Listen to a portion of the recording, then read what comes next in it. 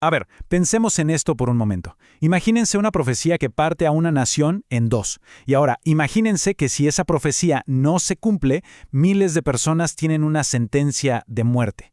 Bueno, hoy vamos a explorar justamente eso, un momento de tensión máxima en el Libro de Mormón, donde la fe se topó cara a cara con un ultimátum mortal. Y es que la cosa era gravísima, de verdad. Esto no era un simple debate teológico, para nada. La vida de miles de creyentes estaba literalmente pendiendo de un hilo. Todo dependía de si una señal en el cielo aparecía en la fecha prometida. Ok, pero ¿cómo es que se llegó a un punto pero tan extremo?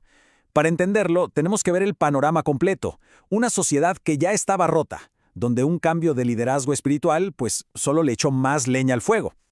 Pongamos esto en perspectiva. Tenemos a un nuevo líder espiritual, Nefi, que hereda el manto de su padre, pero también hereda una sociedad que está a punto de colapsar.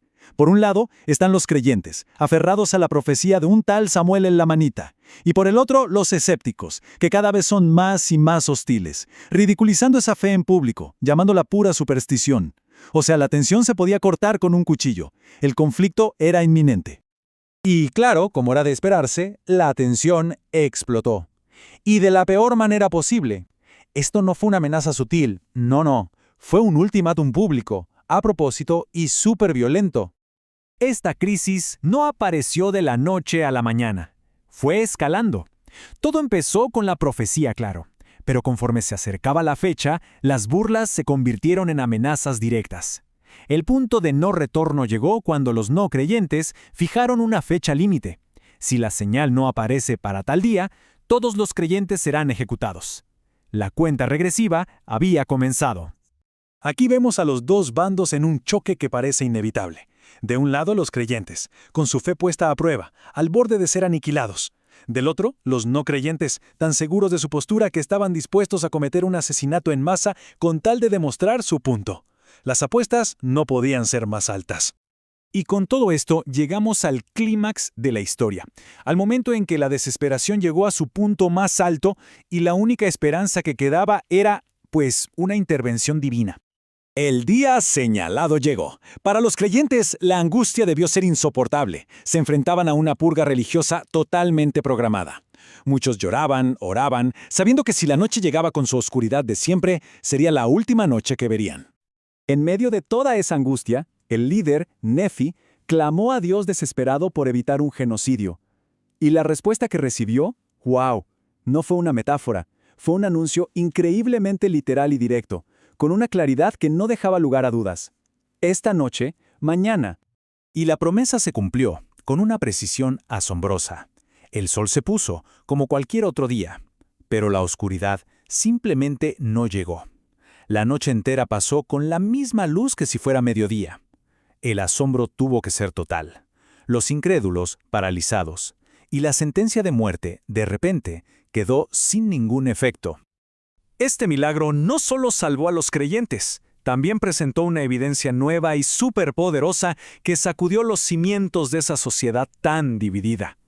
Y ojo, es clave entender que no fue una sola cosa, fue un conjunto de señales. La noche sin oscuridad fue la principal, claro, pero además apareció una nueva estrella en el cielo, justo como se había profetizado.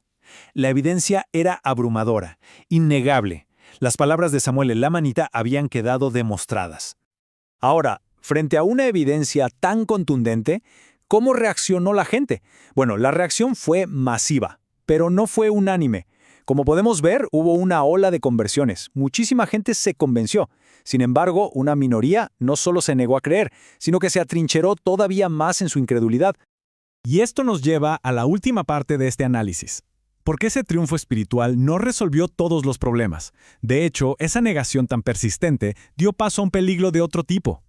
Para aquellos que se negaron a creer, el problema ya no era la falta de pruebas. El problema era una negación voluntaria.